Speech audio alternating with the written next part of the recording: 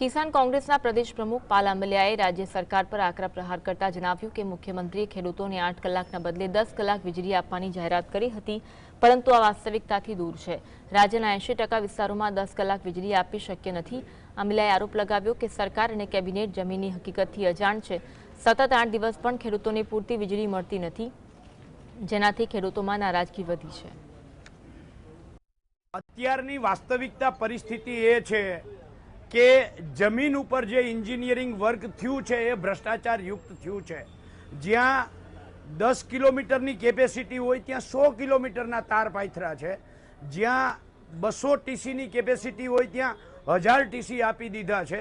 એટલે વર્કલોડ વધે છે અને એના કારણે ખેડૂતો આ પીજીવીસીએલ આખું ઉથમું પડી જાય તો એ ખેડૂતોને 8 કલાક સળંગ વીજળી આપી જ નથી શકાય એમ, તો કેવી રીતે 10 કલાક વીજળી આપશે?